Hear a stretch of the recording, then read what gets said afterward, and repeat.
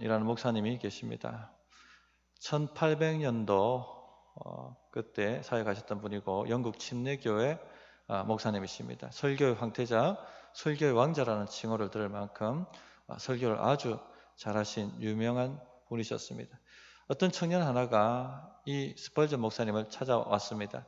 런던에서 가장 완전한 교회가 어디인지 소개해 주시면 그 교회에 등록하겠습니다 하고 완전한 교회를 좀 소개해 달라고 찾아온 것입니다.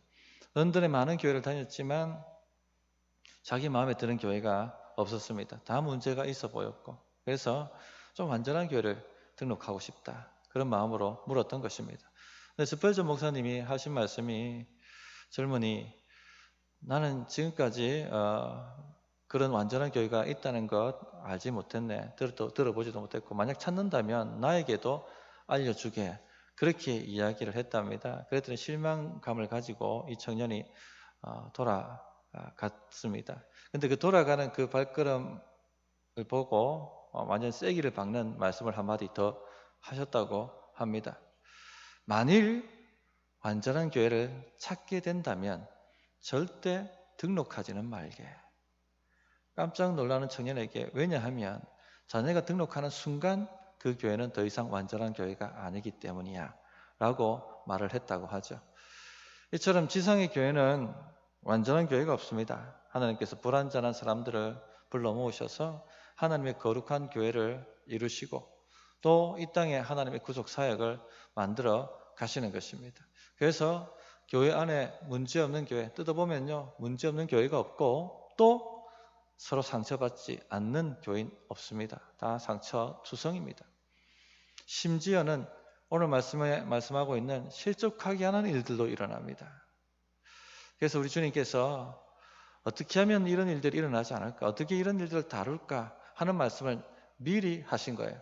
오순절 성령이 임하셔서 교회가 시작하기 전에 이미 제자들에게 미리 얘기를 해주시는 것입니다. 그래서 오늘 이 주제를 살펴보면서 우리 성도님들이 신앙생활 하는데 좀 더 기쁨이 있고 좀 더 승리가 있고 좀 더 용납이 있고 그런 삶을 살았으면 좋겠다, 그런 은혜가 있었으면 좋겠다 하는 생각입니다. 자, 한번 살펴보도록 하겠습니다. 첫째, 성도를 실족시키지 않도록 우리가 깨어 있어야 한다는 것입니다. 1절 보시면 예수께서 제자들에게 이르시되 실족하게 하는 것이 없을 수는 없으나 그렇게 하는 자에게는 화로다. 실족하게 하는 것, 헬라어로 스칸달론이라는 단어입니다. 함정에다가 사람들을 유혹해서 빠뜨리는 것을 의미하는 단어죠. 이건 영적으로 풀면 성도들을 꿰어서 유혹해서 죄짓게 만드는 것, 그것이 바로 실족하게 하는 것입니다. 넘어지게 하는 것입니다. 없을 수는 없으나 이런 일들이 불가피하게 일어난다는 겁니다. 없는 교회가 없다는 것이죠. 이 지상의 교회에서는 반드시 이런 문제들이 발생할 수밖에 없다 하고 경고를 하시는 것입니다. 우리가 사는 세상 자체가 악합니다. 우리가 늘 보고 듣는 이 세속적 가치관 자체가 악한 것이죠. 하나님의 존재를 인정하지 않습니다. 이생의 자랑과 재리의 유혹이 전부입니다. 인생 목적입니다. 이런 것을 은연중에 우리가 받아들이게 되어 있습니다. 그래서 죄가 묻게 되어 있는 것이죠. 몇 세기 전 유럽이 기독교 국가라고 자부하지 않았습니까? 그런데 그런 유럽 국가를 통해서 아프리카 흑인들을 노예로 삼고 부려먹고, 월버포스가 이것은 성경적이지 않습니다라고 말할 때까지 어느 누구도 잘못되었다고 생각하는 사람이 없었다는 것입니다. 뭐가 잘못됐는데? 뭐가 문제인데? 이렇게 생각했다는 것이죠. 이런 식으로 이 세상에 살다 보면요, 이 세상 가치관이 들어와서 죄가 묻게 되어 있고 실족하게 하는 일들이 발생할 수밖에 없다는 것입니다. 또한 우리 안에 죄성이 있죠. 예수 믿고 바로 천사가 되는 사람 아무도 없습니다. 다 옛날의 모습 그대로 가지고 옵니다. 그것을 깨고 부숴서 예수님의 형상으로 닮아가는 성화가 일어나는 것이 교회입니다. 교회. 그러나 어쨌든 간에 우리 안에 그 죄성이 남아있다는 것이죠. 한마디로 간단하게 말씀드리면 자기 마음대로 살고 싶은, 주의 뜻이 아니라 자기 뜻대로 살고 싶고 자기 유익을 위해서 살고 싶고 그런 죄성이 우리 안에 있다는 것입니다. 이것을 통해서 죄가 나오는 것이죠.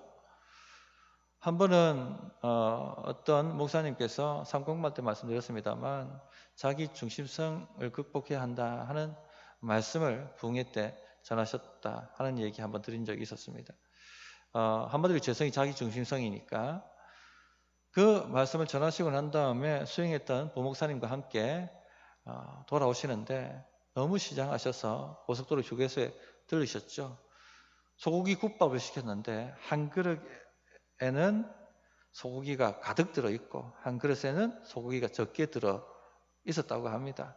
목사님이 식사 기도를 하고 난 다음에 손을 뻗는데 어느 그릇에 손이 갔을까요?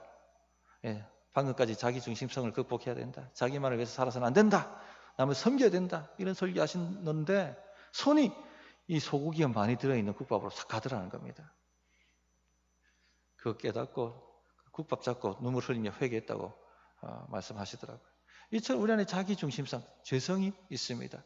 그런데 이 모든 것을 옆에서 지켜보는 존재가 하나 있어요. 누굽니까? 마귀입니다. 그래서 이 세상의 가치관과 우리 안에 있는 죄성을 이용해서 우리를 깹니다. 아담과 하와를 깼던 것처럼, 부정에 빠뜨렸던 것처럼. 가룟 유다를 꿰어서 은 30에 예수님을 팔도록 실족시켰던 것처럼. 그렇게 우리를 주의 깊게 살펴보아서 이 세상 가치관과 죄성을 이용하여 우리를 깬다는 것이죠. 그래서 우리 자신을 실족하게 할 뿐만 아니라 또 남을 실족하게 만든다는 것입니다. 그런데 이 실족하게 하는 것은요, 일어날 수밖에 없는 일이지만 실족하게 하는 자에게는 화라는 것입니다. 이 죄는 심각한 죄입니다. 그래서 주님께서 그렇게 할 바에야 그냥 연자맷돌을 목에 메고 강에서 빠져 죽는 것이 더 낫다 라고 말씀하셨습니다. 그만큼 심각한 죄라는 것이죠. 2절을 보시면 그가 이 작은 자 중에 하나를 실족하게 할진대 차라리 연자맷돌이 그 목에 매여 바다에 던져지는 것이 나으리라. 이 작은 자 중에 하나는 것은 어린 신자를 얘기합니다. 이런 어린 신자 실족시킬 바에야 그냥 목에 연자맷돌 메고 바다에 그냥 빠져 죽는 게 낫다. 그 정도로 심각한 죄가 바로 실족하게 만드는 죄입니다. 그러므로 우리 성도님들 늘 깨어서 이와 같은 죄에 넘어지지 않도록, 다른 사람을 실족시키지 않도록, 특히 다른 사람들, 어린 사람들 실족시키지 않도록 늘 깨어 있어야 합니다. 예수님께서 가이사라 빌립보 지방에서 제자들을 불러 모아놓고 이제 곧 있으면 내가 예루살렘에 들어가고 대제사장에게 잡혀서 십자가를 져야 한다 하는 놀라운 구속의 복음을 말씀하셨습니다. 3년 가르쳤기 때문에 제자들이 다 알아들을 줄 알았는데, 그래도 수지자는 알아들을 줄 알았는데 가장 에너지를 많이 쏟았고 가장 시간을 많이 보냈고 가장 사랑했던 이 수제자 베드로가 어떻게 합니까? 예수님, 십자가라뇨. 십자가 말도 꺼내지 마세요. 절대 그런 일은 일어나지 않습니다. 절대 그렇게 일어나게 만들지 않을 것입니다. 하고 주님이 가시는 길을 막았었습니다. 우리 주님께서 눈을 똑바로 보시고 사탄아 내 뒤로 물러가라 하고 꾸짖어 주셨죠. 마태복음 16장 23절에 그 얘기가 나옵니다. 예수께서 돌이키시며 베드로에게 이르시되 사탄아 내 뒤로 물러가라. 너는 나를 넘어지게 하는 자로다. 실족하게 한다는 겁니다. 내가 하나님의 일을 생각하지 아니하고 도리어 사람의 일을 생각하는도다. 베드로가 예수님을 실족시키게 만들려고 했습니다. 그렇다면 우리도 누군가를 실족시키게 만들 수 있다는 것이죠. 늘 깨어 있어야 합니다. 가장 자주 흔하게 일어나는 실족하게 하는 일이 무엇인지 아십니까? 오늘 이 말씀은 예수님께서 바리새인들을 마음에 품고 얘기하시는 거예요. 그렇습니다. 바리새인들이 어떻게 사람들을 실족시켰습니까? 어떻게 성도들을 실족시켰습니까? 율법주의로 성도들을 실족시켰죠. 율법주의를 간단하게 말씀드리면 하나님을 믿는 게 아니고 자신의 행위를 믿는 것입니다. 신앙생활을 어떤 율법 규율이라고 생각하는 거예요. 교회 생활을 어떤 규율이라고 생각합니다. 이 규율을 잘 지키면은 공로가 생기고 의의가 생겨서 하나님께 복을 받고 하나님께 점수 따고 그거라고 생각하는 것이죠. 결국 누구를 믿게 만듭니까? 하나님을 믿게 만드는 것이 아니고 예수님을 의지하게 만드는 것이 아니고 자기가 행한 행동, 행위를 의지하게 만들고 믿게 만드는 것이죠. 그렇게 하나님을 믿지 못하게 만드는 것, 실족시키는 죄가 율법주의입니다. 한국교회 율법주의적 시향관이 굉장히 많이 들어와 있습니다. 실족하게 하는 일들이 일어납니다. 그러나 그렇게 만드는 자에게는 화가 있음을 우리가 늘 깊이 깨어서 알아야 하겠습니다. 또 바리새인들이 어떻게 사람을 실족시켰습니까? 위선이죠. 겉으로는 신앙생활 잘하는 것 같은데 안으로는 말씀대로 살지 않았습니다.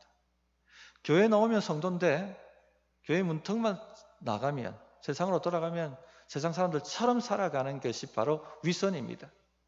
이런 위선 때문에 어린 신자들이 실족하죠. 실망하고 교회를 떠납니다. 뿐만 아니라 배우죠. 이런 것들을. 그래서 신앙을 타락시켜버립니다. 심각한 죄악입니다. 늘 깨어 있어야 합니다. 사람을 실족하게 하는 것은 마귀가 하는 짓입니다. 베드로가 예수님을 막아섰을 때 사탄아 내 뒤로 물러가라고 말씀하셨어요. 누가 한 짓입니까? 마귀 짓이라는 것입니다. 하나님의 일을 생각하지 않고 사람의 일, 마귀의 일을 생각했기 때문에 우리도 깨어있지 않으면요 하나님의 일이 아니라 마귀의 생각에 붙잡혀서 사로잡혀서 남을 실족해 만드는 일을 범할 수가 있다는 것입니다. 늘 깨어있도록 기도하셔야 하겠습니다. 그럼 우리는 어떻게 되는가? 실족하게 하는 게 아니라 오히려 실족하지 못하도록 서로 죄를 경고해 줘야 됩니다. 그것이 바로 3절에 나와 있죠. 너희는 스스로 조심하라. 만일 내 형제가 죄를 범하거든 경고하고 회개하거든 용서하라. 내 형제가 죄를 범하거든 경고하라고 하셨습니다. 내 형제, 멀리 있는 사람 얘기하는 게 아닙니다. 늘 우리가 같이 말씀을 나누고 삶을 나누고 함께 기도 제목을 나누고 하는 사람들, 남의 목장 식구 얘기하는 게 아닙니다. 내 목장 식구들, 다른 전도에 얘기하는 게 아닙니다. 내 전도의 사람들, 이런 사람들을 1차적으로 책임지라는 겁니다. 이런 사람들이 실족하지 않도록 죄를 범하거든 경고해 주라고 말씀하고 있는 것이죠. 우리 성도님들은 꽤 잘하고 있다고 제가 생각합니다. 몇몇 목장에서 시험 들어서 신앙생활 안 하시고 뒤로 물러가시는 분들이 있었어요. 이 목장 식구들이 마음이 막 애가 닳았어. 전화하고 집사님 그렇게 하는 건 아닌 것 같아요. 이야기하고 찾아가고 다시 권면하고 그렇게 하는 것을 보았습니다. 그래도 안 되니까 목사님 신방 좀 해주세요. 그래서 같이 신방도 가고 다시 권면도 해보고 그렇게 해서 돌아오신 분도 있고 이렇게 하라는 것입니다. 이것이 형제가 죄를 범하거든 그에게 경고하라 하는 말씀이죠. 사실 죄에 대해서 경고한다는 것이 쉬운 일이 아닙니다. 누군가 주일 성수를 제대로 하지 못하는 사람에게 집사님 그건 아닌 것 같아요 라고 말한다는 것은요 쉽지 않죠. 왜냐하면 관계가 안 좋아질 것 같고 오히려 미움을 받을 것 같고 서먹할 것 같고 그런 생각이 들기 때문에 이걸 하기가 힘듭니다. 그러나 온유한 심정을 가지고 형제가 죄를 범하거든 권면해야 됩니다. 그것은 아닌 것 같아요 집사님. 이렇게 하면 하나님께서 기뻐하시지 않는 것 같아요. 그렇게 온유한 심정으로 우리는 말해야 합니다. 또 우리에게 직접적으로 관계적 죄를 범하는 사람들이 있거든요. 이런 사람들에 대해서도 우리가 용기를 내어서 직면해야 됩니다. 4절을 보시면 내게 죄를 짓고 라고 하셨습니다. 피해 당사자가 자신일 때 참 이것도 쉽지 않거든요. 어떤 성도가 자신을 비방한다든지 뒤에서 가십을 한다든지 이렇게 하면 굉장히 마음이 상합니다. 또 혹은 어떤 성도들이 자꾸 어떤 말로 혹은 행동으로 지속적으로 의도적으로 상처를 줄 때가 있거든요. 우리 성도님들 어떻게 하십니까? 어떤 분들은 그냥 꼭 참습니다. 인내합니다. 이 도가 튀신 분들은 뭐 괜찮아요, 그게. 그런데 보통은 속병 앓습니다. 병 생깁니다. 또 참다 뭐 폭발하면은 완전히 끝장이 나는 것이죠. 그렇게 하지 않도록 이분을 위해서라도 온유한 심정으로 직면해 줘야 됩니다. 집사님, 그렇게 하니까 너무 상처가 된다. 그런 식으로 얘기해 줄 수가 있어야 되는 것이죠. 뭐 그렇다고 사소한 문제마다 사사건건 얘기하라는 것은 아닙니다. 우리가 대부분은요, 용납하고 덮습니다. 대부분은 용납하고 덮습니다. 그러나 의도적으로, 지속적으로, 반복적으로 하는 것은 다뤄줘야 됩니다. 그 외에 대부분은 용납하고 덮어야 합니다. 에베소서 4장 2절에 모든 겸손과 온유로 하고 오래 참음으로 사랑 가운데서 서로 용납하고 평안에 매는 줄로 성령이 하나 되게 하신 것을 힘써 지키라. 그렇게 말씀하셨습니다. 만약 사사건건 경고한다고 생각해 보십시오. 집사님 말투가 왜 그래? 복장이 왜 그래? 걸음걸이가 왜 그래? 이러면 교회가 뭐 평화가 없겠죠. 교회 오고 싶은 사람 아무도 없을 것입니다. 목장 모임 하는데도 막 삶을 나누는데 그건 아니지. 껌껌 따지기 시작하면 뭐 이거는 은혜가 아니죠. 은혜가 아니죠. 대부분은 용납하고 오래 참고 덮어주는 것입니다. 베드로전서 4장 8절에 보면 무엇보다도 뜨겁게 서로 사랑할지니 사랑은 허다한 죄를 덮느니라 말씀하셨거든요. 그런데 사상건건 따지기 좋아하시는 분들이 있습니다. 간혹. 본인 생각에는 그게 옳다 생각할지 모르지만 전혀 옳은 것이 아닙니다. 오히려 상처를 줄 수 있고 평안의 줄로 하나 되게 하신 것을 깨버립니다. 그러므로 용납하시고 오래 참으십시오. 그러나 공적인 차원의 문제는요, 참을 문제가 아니죠. 이런 것들은 공적인 죄가 있습니다. 공적으로 다뤄야 돼요. 교회 전체를 오염시킬 수 있고 교회 전체를 분란 가운데 쌓이게 만들 수 있는 그런 문제들이 있습니다. 이단의 가르침이 들어온다든지 혹은 음란의 문제가 일어났다든지 교회 재정에 손을 댔다든지 당을 만들어서 교회를 흔들어 놓으려고 한다든지 거짓 증언을 통해서 교회를 흔들어 놓으려고 한다든지 이런 공적인 차원의 문제는 반드시 공적으로 다뤄야 됩니다. 마태복음 18장에 보면 이런 죄를 발생하면 개인적으로 가서 권면하라고 하죠. 집사님 그렇게 하면 안 됩니다.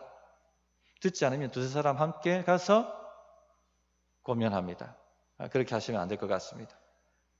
그래도 듣지 않으면 당에 알리죠. 그럼 당회가 공적으로 경고합니다. 그래도 듣지 않으면 당의 치리에 순종하지 않으면 출교시키라고 말씀을 하셨습니다. 이 목회하다 보면 이런 일들이 꽤 많이 일어납니다. 어떤 분은 목자였는데 자기 목장 식구들을 다 이상한 집회로 데려가는 거예요. 우리는 목자 보고서를 제가 안 받았습니다만 전에 있던 교회에서는 이제 목자 보고서를 매주마다 냅니다. 그런데 목장 식구들 참석이 0입니다. 0. 문제가 있는 것이죠. 그래서 그 목장 식구한테 이제 전화를 걸어 드려봤더니 무서워서 교회 못 나오겠다는 겁니다. 왜 무섭습니까? 그러니까 자꾸 이상한 집회를 데리고 가는데 그 집회 안 가겠다면 욕을 하고 위협을 하고 협박을 한다는 것이었습니다. 그래서 이런 것들은 이제 공적으로 다뤄야 되는 것이죠. 공적으로 다루고 말을 듣지 않으면 치리하고 그렇게 하는 것입니다. 우리 교회도 예전에 뭐 다단계가 한번 휩쓸었다는 얘기를 자녀님들 통해서 들었습니다. 이런 것은 공적으로 다루는 것이죠. 이렇게 다뤄야 될 죄가 있고 그렇지 않고 개인적이고 사적으로 다뤄야 될 죄가 있는 것입니다. 그럴 때는 용납하고 그러나 반복적으로 지속적으로 자꾸 그렇게 한다면 직면해주고 이런 것이 서로 죄를 경고해 주는 것입니다. 셋째, 또 용서를 구할 때는 용서해 주라고 말씀하십니다. 3절, 4절을 보시면 만일 내 형제가 죄를 범하거든 경고하고 회개하거든 용서하라. 만일 하루에 7번이라도 내게 죄를 짓고 7번 내게 돌아와 내가 회개하노라 하거든 너는 용서하라 하시더라. 자, 그러면 8번째는 어떻게 됩니까? 7번 용서를 했기 때문에 8번은 안 해도 됩니까? 예, 7번 용서를 했기 때문에 8번째는 안 해도 된다고 말하는 사람을 성경문자주의라고 얘기합니다. 의도를 알아야 되죠. 말하는 의도를. 성경의 문자에 매이는 것을 성경문자주의라고 합니다. 하루에 7번 죄를 짓는 사람이 있습니까? 설사 있다고 한다 할지라도 7번 용서를 구했다는 것은 진짜 이 사람이 회개한 사람이라고 볼 수 없는 거죠. 그럴지라도 용서하는 것입니다. 그럴지라도 I'm sorry, 제가 죄송합니다 라고 말한다면 덮어놓고 용서해 주라는 것입니다. 좋습니다. 내가 잘못했다라고 하는 정도면 굉장히 긍정적인 것이죠. 자기가 뭘 잘못했는지 아니까 진실날 회개가 아니라 할지라도. 그런데 자기가 뭘 잘못했는지 인정도 하지 않고 또 회복하려고는 노력도 하지 않고 용서도 구하지 않는 사람, 이런 사람은 어떻게 됩니까? 그러면 오늘 말씀해 보시면은 회개하거든 용서하라고 말씀하시지 않았습니까, 목사님? 회개도 안 하는데 우리가 용서할 필요가 있습니까? 어떻습니까? 이것도 의도를 잘 이해하셔야 됩니다. 회개하거든 용서해야되기 때문에 회개하지 않으면 그 미워해도 되고 용서하지 않아도 되고 그렇게 해도 된다. 절대 그렇게 착각하지 마셔야 됩니다. 앞에서 말씀드렸습니다만 공적으로 다뤄야 될 죄는 이렇게 해야 돼요. 예를 든다면 신천지가 들어왔다. 그럼 이 사람이 진짜 신천지에서 빠져나왔는지 회개했는지 안 했는지 확인할 때까지는 용서할 수 없는 거죠. 교회 일원으로 받아들일 수가 없습니다. 한 번은 어떤 목장에 신천지 다니는 사람이 발각되었습니다. 우리 교회는 아니고. 목자가 발견하고 마태복음 18장의 권면을 쫓아서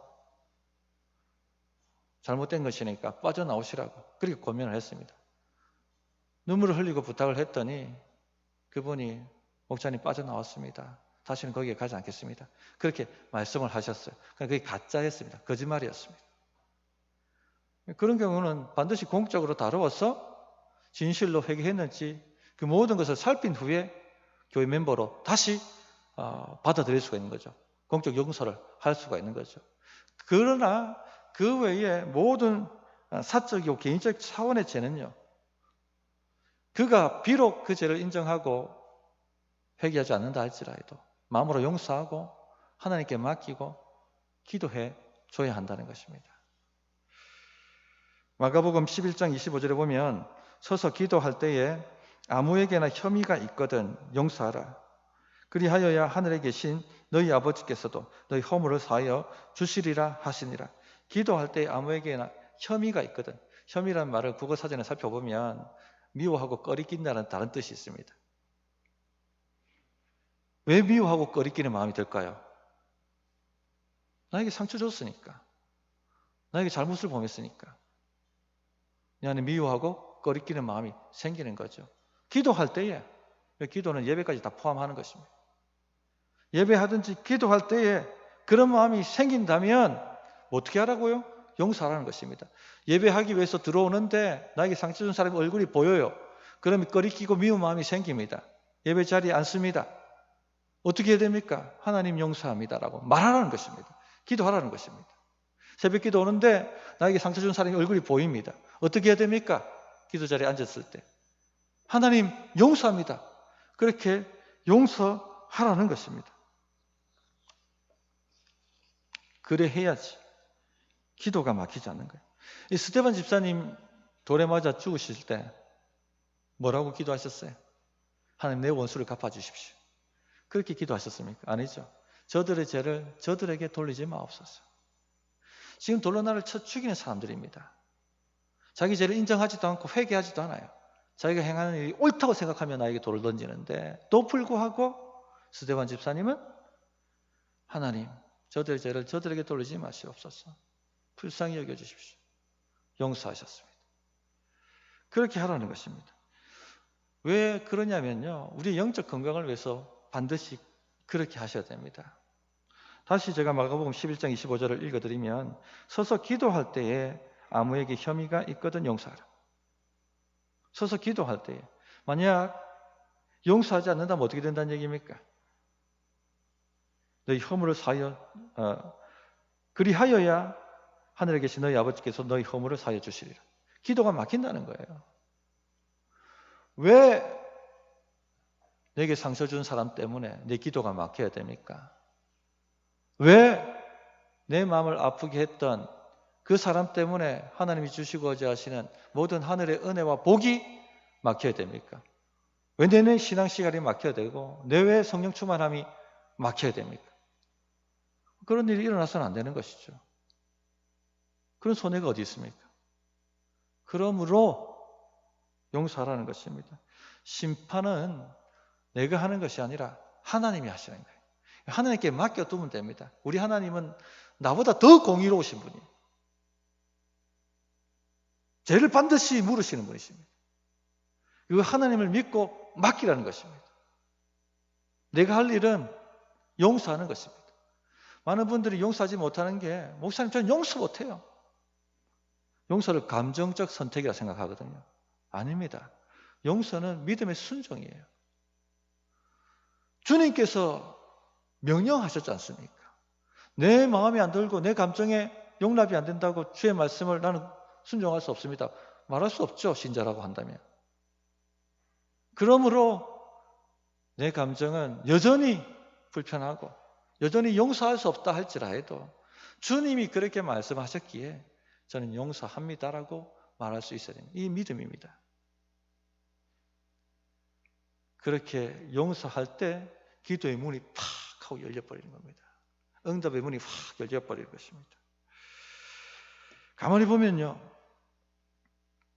이 응어리지신 분들이 굉장히 많아요. 미혹 때문에. 기도가 막혀 있고 예배가 막혀 있고 늘 얼굴에 어둠이 깔려 있고 일도 막힙니다. 이런 분들은 건강도 막히고 하면 할수록 뭔가 막힐 겁니다. 이리 막히고 저리 막히고 빨리 용서하는 것이 답입니다. 요즘 오후에 소그룹 예배 나누는 주제가 관계입니다. 거기에 이제 나눌 때 다 아시겠지만 요셉이 등장하죠. 요셉 이야기, 다윗 이야기가 등장합니다. 요셉은 우리가 생각할 수 있는 상처를 완전 우리가 평생 받을 만큼 상처를 막 한 방에 다 받은 사람이죠. 형들한테 배신당하고 형들한테 죽임 당할 뻔했고 노예로 팔려가고 감옥에서 젊은 평생을 보낸 사람입니다. 만약에 요셉이 이 상처가 치유되지 않고 용서하지 않았다면 어떻게 됐을까요? 형들 봤을 때 다 죽였을 것입니다. 그러면 이스라엘도 존재하지 않았고 이스라엘 통해서 성경을 완성하시고 또 메시아를 보내실 하나님의 구원 계획도 차질을 빚게 됐을 것입니다. 다윗 같은 경우도 어떻습니까? 애매하게 고난당했죠. 사울은 죽이려고 수많은 군사를 풀어서 다윗을 이잡듯이 찾아다녔습니다. 다윗이 사울을 용서하지 않았다면 두 번 죽일 기회가 있었을 때 잔인하게 창으로 찔러 죽였을 것입니다. 그랬다면 통일왕국도 없었겠죠. 통일왕국이고 뭐고 나는 모르겠다. 나는 죽이고 싶다. 그렇게 그냥 죽였다면 통일 이스라엘도 없고 이스라엘은 내분으로 얼룩져서 존재하지도 않았을 것입니다. 그렇게 하나님의 구원 계획이 차질을 빚는 것이죠. 그러나 보십시오. 인간이 받을 수 있는 가장 악한 상처를 하나님께서 견디게 만드신 이 두 사람을 통해서 하나님의 놀라운 구원 계획을 성취해 가시는 것입니다. 그러므로 우리에게 일어나는 모든 상처들 더 큰 그림으로 봐야 합니다. 이런 것을 통해서 하나님이 놀라운 구원 계획을 내 인생에 더 큰 그림을 그리고 계시다는 것. 그런 믿음으로 용서할 수 있어야겠습니다. 말씀을 정리합니다. 실족하게 하는 죄를 다루고 있습니다. 우리가 사는 세상이 악하고 우리 안에 죄성이 남아있기 때문에 실족하게 하는 일들이 교회 안에서도 일어납니다. 그러므로 할 수만 있다면 우리는 이런 일들이 일어나지 않도록 깨어 있어야 됩니다. 어린 성도들을 실족시키지 않도록 깨어 있어야 됩니다. 또 다른 사람들이 실족하게 만드는 죄를 범하지 않도록 누군가 죄를 지으면 경고해 줘야 됩니다. 직면해 줘야 됩니다. 그러나 사사건건 하라는 것이 아닙니다. 대부분은 다 오래 참고 용납하며 덮어줍니다. 사랑으로. 그러나 지속적으로 반복적으로 의도적으로 할 때는요, 직면해야 됩니다. 뿐만 아니라 용서해야 됩니다. 그가 비록 자기 잘못을 인정하지 않는다 할지라도 우리는 마음으로 용서하고 주님께 맡겨 놓을 수가 있어야 되는 것이죠. 그렇게 할 때 우리 성도님들 삶에 놀라운 하나님의 은혜와 복이 임할 줄로 믿습니다. 영적 승리가 일어날 줄 믿습니다. 그런 교회 되기를 사모합니다. 어떻게 결단해야 될지 1분 기도하도록 하겠습니다.